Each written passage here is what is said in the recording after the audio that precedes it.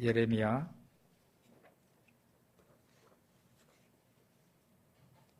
36장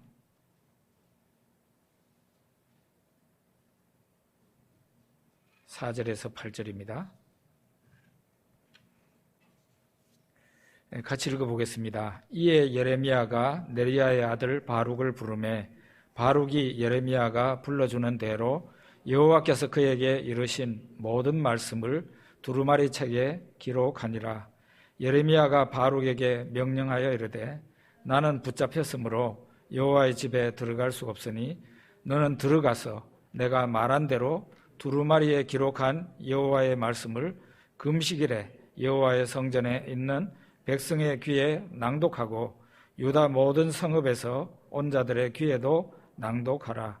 그들이 여호와 앞에 기도를 드리며 각기 악한 길에서 떠나리라. 여호와께서 이 백성에 대하여 선포하신 노여움과 분이 크니라. 네리야의 아들 바룩이 선지자 예레미야가 자기에게 명령한 대로 하여 여호와의 성전에서 책에 있는 여호와의 모든 말씀을 낭독하니라. 아멘.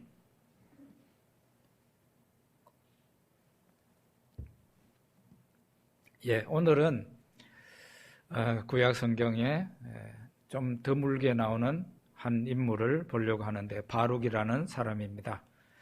바룩은 그 이름의 뜻이 축복이라는 뜻입니다. 굉장히 좋은 이름이죠. 이 바룩이라는 사람이 어떤 사람인가? 예레미야 선지자 곁에 있었던 사람이고 예레미야가 불러주는 하나님의 말씀을 기록한 사람입니다. 예레미야서에 이 바룩이라는 이름이 나오는데 바룩을 어떻게 말했는가 하면 네리야의 아들 바룩이다 그렇게 말을 하고 또 서기관 바룩이다 이렇게 돼 있는 데도 있는데 대다수는 네리야의 아들 바룩이라고 이렇게 돼 있고 서기관 바룩이라고 돼 있는 데가 딱 두 군데 나옵니다. 서기관 바룩. 이걸 볼 때 바룩이 원래 서기관이라는 직책에 있었는데 어쩌다 보니까 예레미야 선지자 옆에 가게 되었고 예레미야 선지자가 받은 예언의 말씀을 기록하라 하는 사람이 된 것입니다. 그러면 우리가 이 네리야의 아들 바룩이 서기관이라 그랬는데 이 서기관이라는 직책이 어떤 직책인가 한번 살펴보도록 하겠습니다. 사무엘하 8장에 보면은 다윗 왕 때에 중요한 직책이 어떤 직책이 있었는지를 쭉 얘기를 하는데 군사령관, 사관, 제사장 그리고 서기관이 나옵니다. 네 직분이 나오는데 네 직분 제일 마지막에 서기관이라는 직분도 나옵니다. 그러니까 이 서기관이 다윗 왕 시절에 중요한 국가의 직책이었다는 것을 알 수 있습니다. 열왕기 하 18장에 보면은 히스기야 왕 때에 아수르 왕 사네립이 그 예루살렘을 쳐들어옵니다. 그때에 쳐들어온 그 아수르에 상대를 해서 뭔가 협상을 해야 될 사람 있잖아요. 유다 나라에서 나가가지고 그 아수르 군대의 아수르 책임자하고 만나서 뭔가 대화를 해야 되고 상대를 해야 되는데 그 상대한 사람이 어떤 사람인가? 왕궁 책임자, 서기관, 사관이 나가가지고 아수르와 협상을 했다. 그렇게 나와 있습니다. 여기에도 서기관이 중요한 직책이었다는 것을 우리가 알 수 있게 됩니다. 또 서기관이 이외에도 종교 분야에도 서기관이 있었는데요. 학사 에스라가 그런 사람입니다. 학사라는 말이 성경 원문으로는 서기관이라는 말이에요. 똑같은 말이에요. 그러니까 종교 분야에서 서기관은 어떤 일을 했습니까? 성경을 기록하고 성경을 보관하고 성경을 연구하는 그런 일을 한 사람들입니다. 오늘날 여러분과 제가 가지고 있는 이 성경책이 성경 66권이 우리들에게 이렇게 잘 도달한 것은 바로 서기관들의 공이 컸다. 그렇게 우리가 생각을 해야 될 것입니다. 그래서 성경학자들 가운데는 서기관을 전문적으로 양성하는 서기관 학교가 있었을 거라고 그렇게 보는 분들이 많아요.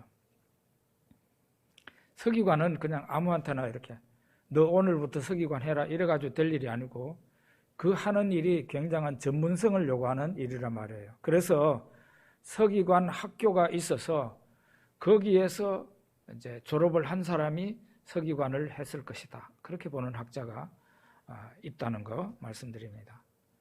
아무튼 두 군데 딱 나오지만은 예레미야서 딱 두 군데에 서기관 바룩이라고 나와 있는데 이 사람이 서기관이라는 공직에 있었던 그런 사람이라고 봐야 할 것 같습니다. 그러면은 바룩이 언제부터 예레미야의 수종자가 되었는가? 예레미야서를 쭉 읽어보면 이 바룩이 처음으로 등장할 때가 언젠가 하면은 예레미야 32장입니다. 예레미야 32장. 처음부터 예레미야 선지자 옆에 바룩이 있었다고 나오지 않고 예레미야서 32장에 가서야 바룩이라는 이름이 등장해요. 그때가 언제인가 하면 예레미야 선지자가 하나님의 말씀을 대언하다가 결국은 백성과 왕들에게 미움을 받고 감옥에 갇혀버립니다. 감옥에 갇혔을 때 예레미야가 감옥에 갇혀서 이제 사람들을 만나지 못할 그때가 되었을 때에 그때부터 바룩이라는 사람이 성경에 등장하기 시작합니다. 그러니까 우리가 알 수 있는 것은 바룩이 예레미야 처음부터 예레미야 옆에 붙어 있었던 사람이 아니고 예레미야가 사람들에게서 격리돼 가지고 감옥에 있을 때 그때부터 바룩의 이름이 등장한다는 거예요. 이 예레미야 32장부터 나온다 했잖아요. 바룩의 이름이. 그러면은 그때 무슨 일이 있었는지를 성경이 말하고 있는데 예레미야가 바룩을 불러요. 무슨 일로 부르는가 하면은 예레미야에게 토지 매매권이 생겼습니다. 감옥에 있는 예레미야가 토지 매매권이 생겼다 말이에요. 예레미야의 삼촌이 예레미야에게 너 내 땅을 사라 이렇게 말을 합니다. 자기 토지를 사라고 그래 삼촌이. 너는 나의 기업 물을 자이니 내 땅을 사야 된다 그랬어요. 여러분 구약 이스라엘은 굉장히 독특한 토지 제도를 가지고 있었는데요. 땅을 아무에게나 팔 수 없습니다. 뭐 우리나라 같은 경우는 포항에 있는 땅을 서울 사람도 사고 막 이러잖아요. 구약 이스라엘은 지파 안에서만 그리고 가급적이면은 기업 물을 자가 그 땅을 사야 돼요. 기업 물을 자는 친척이에요. 제일 가까운 친척의 그 토지를 사야 됩니다. 왜 그렇게 했는가 하면은 토지가 이게 딴 사람한테 예를 들면 정 씨의 토지가 이 씨한테로 넘어가 버리면은 이 토지라는 것은 영영이 그냥 이 씨의 토지가 되잖아요. 그래 되면 나중에 토지가 많이 가지는 사람은 많이 가지고 적게 가지는 사람은 적게 가지고 이런 일이 발생하기 때문에 꼭 지파를 넘어서는 할 수 없고 기업 물을 자가 하게 돼 있어요. 그러니까 삼촌이 아마 굉장히 어려운 일을 당했을 겁니다. 돈이 필요하게 됐겠죠. 그래서 이 땅을 팔아야 되는데 예레미야에게 네가 기업 물을 자니까 네가 내 땅을 사야 된다 이렇게 말을 하게 된 겁니다. 지금 그 당시에 예레미야는 어디 있었다 그랬어요? 감옥에 있어요. 감옥에. 그러니까 예레미야가 이것을 하나님 뜻이라고 알아차리게 됩니다. 하나님 뜻이구나 그렇게 알게 돼요. 그래서 삼촌의 땅을 사게 되는데요. 이 과정에서 오늘날 우리하고 똑같아요. 토지 매매 공증이 필요해요. 그냥 사적으로 뭐 그냥 이렇게 돈 주고 받고 그러고 끝나는 게 아니고 토지 매매를 공적으로 작성해야 돼요. 토지 매매 공증이 필요해요. 그래서 이때에 예레미야가 그 서기관 바룩을 부르게 됩니다. 바룩이 뭘 해요? 예레미야의 토지 매매 공증을 하게 되는 겁니다. 이렇게 해서 바룩이 예레미야 선지자 곁에 오게 되었습니다. 바룩은 감옥에 갇혀 있는 예레미야 선지자를 대면하게 되었습니다. 예레미야 선지자는 바룩이 처음 볼 때 어마어마한 고통을 당하고 있었어요. 엄청난 핍박을 당하고 있었습니다. 왜냐하면 예레미야가 전하는 하나님 말씀이 유다는 멸망한다. 왕과 왕족들, 고관들은 다 포로로 끌려간다. 그러니까 살고 싶으면은 저 바벨론에 항복해라. 그게 하나님의 메시지였어요. 여러분, 그렇게 하나님 메시지를 전하면 왕도 그렇고 고관들도 그렇고 백성들이 어떻게 생각할까요? 저놈 순 매국노구나. 우리한테 이 어려운 상황에 우리한테 용기를 줘도 시원찮을 판에 뭐 항복하라고? 완전 매국노 같이 취급을 당하게 되죠. 그래서 선지자는 굉장한 오해를 받게 되는 겁니다. 예레미야 선지자는 저 사람은 바벨론의 끈이다 막 그럴 정도로 오해를 받게 되죠. 그렇게 해서 결국은 이 예레미야가 감옥에 갇히게 되는데요. 이 감옥에 그냥 갇히는 정도가 아니라 감옥보다도 더 나쁜 데 갇히게 되는데, 감옥의 그 뜰에 깊은 이 구덩이가 있어요. 깊은 구덩이가 있어요. 거기다가 예레미야를 그냥 던져버렸습니다. 이런 상황에서 이 고초를 당하고 있는 선지자 옆에 토지 매매 공증을 위해서 이 바룩이라는 사람이 와서 예레미야를 대면하게 됩니다. 이 당시에 예레미야가 어떤 기도를 했는가 하면요, 예레미야 20장에 이런 기도가 나옵니다. 여호와여, 주께서 나를 권유하심으로 내가 그 권유를 받았사오며 주께서 나보다 강하사 이기셨으므로 내가 조롱거리가 되니 사람마다 종일토록 나를 조롱하나이다. 내가 말할 때마다 외치며 파멸과 멸망을 선포함으로 여호와의 말씀으로 말미암아 내가 종일토록 치욕과 모욕거리가 됨이니이다. 이렇게 예레미야가 정말 자기의 괴로운 심정을 하나님 앞에 내놓고 탄식하면서 기도를 합니다. 예레미야에게 우호적인 사람이 없어요. 예레미야가 감옥을 가는데 감옥보다 더 나쁜 곳에 떨어져요. 감옥 뜰에 깊은 웅덩이가 있었는데 그 웅덩이에 사람들이 예레미야를 집어넣은 거예요. 그렇게 해가지고 떡을 조금씩 구해가지고 떡을 이 예레미야에게 넣어줬습니다. 이때에 바룩이 등장을 하고 이런 예레미야와 함께하면서 조력하기 시작하게 된 것입니다. 바룩이 한 일은 주로 두 가지 일이에요. 첫째는 예레미야 36장에 보면 예레미야가 바룩을 불렀어요. 불러서 기록해라 이렇게 합니다.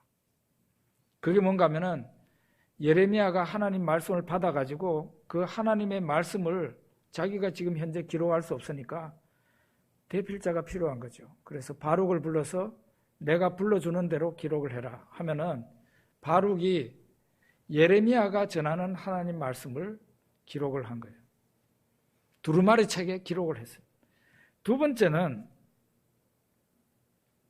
예레미야가 하나님 말씀을 또 사람들과 백성들 앞에 나가가지고 하나님 말씀을 전해야 되잖아요.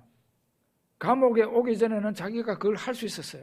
그런데 자기는 감옥에 갇혀있는 신세니까 누군가 가가지고 백성들의 귀에 듣도록 하나님 말씀을 예레미야 대신해서 말할 수 있는 사람이 있어야 될 거 아니에요. 그 일을 바룩한테 시킵니다. 그러니까 바룩이 어떻게 하는가 하면은 아까 우리 본문 말씀 읽었지만 명절이고 금식 백성들이 여호와의 성전에 와가지고 금식을 하는데 금식하러 온 그 백성들 앞에서 두루마리 책에 기록된 여호와 하나님의 말씀을 바룩이 시키는 대로 그대로 백성들의 귀에 들리도록 낭독을 합니다. 낭독. 이런 두 가지 일을 해요. 하나님 말씀을 기록하고 하나님 말씀을 예레미야 대신해서 사람들한테 가가지고 낭독하고. 이런 일을 하는 바룩을 사람들은 핍박하고 오해하고 조롱도 합니다. 심지어는 어떻게 말했는가 하면은 저 사람은 저 바룩이 저 사람은 이 예레미야가 그 하나님 말씀을 전하면 사람들이 뭐라 그러는가 하면 바룩이 예레미야를 꼬드겨서 저런 말을 하는 거다. 이런 식으로 오해를 하고 그렇게 합니다. 신약시대에 예수님 십자가에서 죽으실 때 예수님 십자가를 대신 진 사람이 있었죠. 그 사람이 바로 구레네인 시몬입니다. 마가복음 15장 21절에 보면 나오는데 구레네 사람 시몬입니다. 구레네가 어디에 있을까요? 지금의 리비아 땅입니다. 북아프리카 리비아. 거기에서 명절에 예루살렘에 방문한 사람이에요. 그러니까 이 시몬은 유대인이라는 것을 우리가 알 수 있겠죠. 그 지금 리비아에 살고 있는 유대인이 명절날 예루살렘에 방문을 한 거예요. 그런데 이 예루살렘에 왔을 때 그때가 예수님이 처형될 때였어요. 어느 날 막 사람들이 사람들 소리가 너무 많이 나서 이 구레네 사람 시몬이 거리에 나가 보니까 예수님이 피투성이가 된 채 이 십자가를 짊어지고 끌려가고 있었어요. 사람들이 그 연도에 사람들이 꽉 찼는데 이 사람들이 구경하고 있는데 구레네 사람 시몬도 그 예수님이 십자가 지고 가는 그 광경을 구경하고 있었어요. 그런데 예수님이 가다가 이 십자가를 지고 가다가 쓰러졌습니다. 십자가가 얼마나 무겁겠습니까? 사람을 거기에다가 다는데 굉장히 무거울 수밖에 없죠. 예수님이 쓰러지더니 일어나지를 못하는 거예요. 그러니까 로마 군병이 가까이에 있는 구레네 사람 시몬을 붙잡아가지고 너 이 십자가를 져라 이렇게 된 겁니다. 이것은 사형수에게 마지막으로 베푸는 은총이에요. 그렇게 해서 구레네 사람 시몬이 예수님 십자가를 대신 지고 골고다 언덕으로 올라가게 됩니다. 여기에서 구레네 사람 시몬의 이야기가 끝나지 않습니다. 일은 한참 후에 마가복음 15장 21절에 뭐라고 얘기했는가? 마가가 쓴 마가복음에 구레네 시몬을 뭐라고 얘기했는가 하면 알렉산더와 루포의 아버지 구레네 사람 시몬 이렇게 돼 있어요. 알렉산더와 루포의 아버지라고 돼 있어요.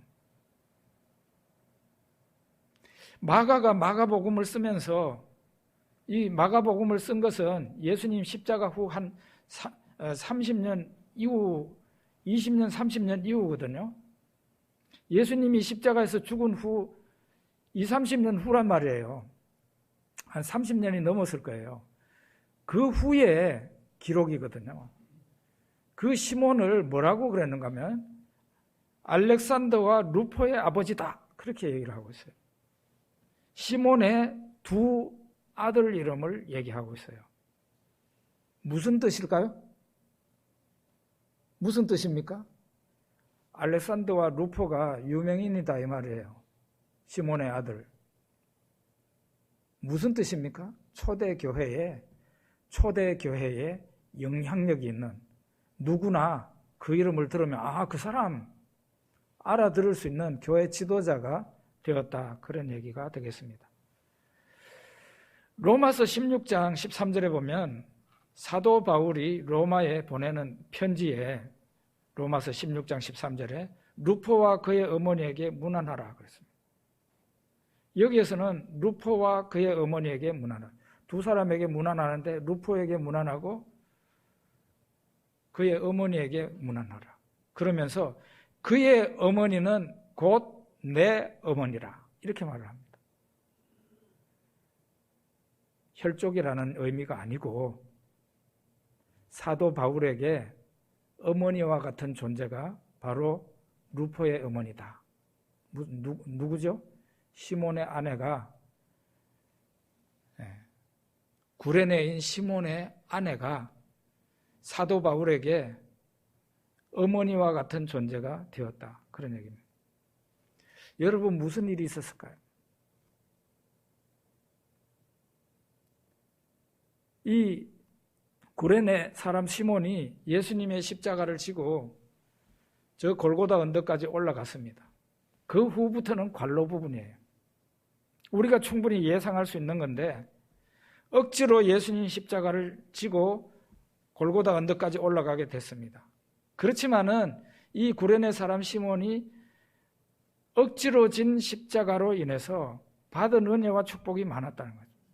무슨 은혜를 받았을까요? 그는 거기에서 아무 사람이나 볼 수 없었던 예수님 골고다 언덕에서 십자가에 못 박히는 광경을 지켜보게 됐습니다. 십자가에 달려있는 동안에 그 예수님 가까이에 지켜볼 수 있게 된 거죠. 그리고 예수님께서 십자가 위에서 하시는 말씀도 들을 수 있게 되었을 겁니다. 아버지여, 저 사람들의 죄를 용서해 주시옵소서. 자기들이 하는 죄를 알지 못함이니이다.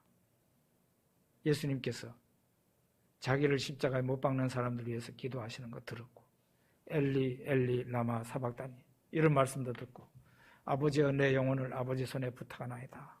마지막으로 다 이루었다 하시고 운명하시는, 이런 것도 이 구레네인 시몬이 들었을 거란 말이에요. 그는 예수님을 믿게 됐습니다. 그리고 그의 집으로 돌아가서 자기 아내와 자기 자식들에게 예수님 이야기를 하게 되고, 온 가정이 예수님의 열렬한 신자가 된 것입니다. 십자가를, 그 무거운 십자가를 이 구레네인 시몬에게 지라고 했을 때 그는 어떤 생각을 했을까요? 누가 이 재수 없는 십자가를 내한테 지라고 그러나, 그렇게 생각했을 수 있어요. 아마 십자가가 피투성이가 됐을 가능성이 농후해요. 그런데 그 무거운 십자가를 언덕으로 지고 올라가는데 얼마나 힘들었겠어요. 불평스러웠을 수도 있어요. 그렇지만 그는 그것으로 인해 가지고 큰 은혜를 받아서 자기뿐만 아니라 자기 가족이 다 예수님을 믿는 열렬한 신자가 되고 초대교회의 유명한 지도자들이 되었다는 것입니다. 저는 모르겠습니다. 여러분들이 저만큼 큰 복을 받았는지 모르겠는데, 억지로 진 십자가로 인해서 가장 큰 복을 받은 사람이 바로 저가 아닌가, 저는 그렇게 생각합니다. 저 목사가 되기를 원하지 않은 사람이고 정말 도망치고 싶었던 상황인데, 이 목사라는 짐을 안 질 수가 없었어요.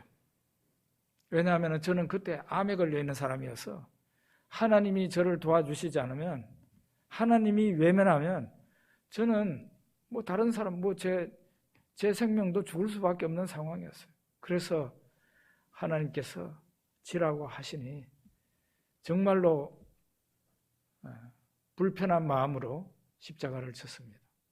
제가 목사가 되고 난 뒤에도 한 10년 정도는 항상 원망 불평하면서 목회를 했습니다. 왜냐하면은 억지로 진 십자가이니까 제가 흔쾌히 제가 좋아서 진 십자가가 아니고 하나님께서 나를 죽이겠다고 하니까 제가 진 겁니다. 그러니까 원망과 불평이 많았다 이 말이에요. 지금은 그렇지 않지만 과거에는 그랬어요. 근데 하나님께서 억지로 십자가 지고 가는 저에게 어마어마한 은혜를 주셨습니다. 여러분, 이 설교만 하더라도요, 여러분들이 설교 중에서 얼마나 큰 은혜를 받으시는지는 모르겠습니다만은 대충 여러분이 받는 설교, 받는 은혜에 한 20배 내지 50배 정도를 제가 받는다고 보면 됩니다. 이게 설교 작성이라는 게 쉽게 나오지 않거든요.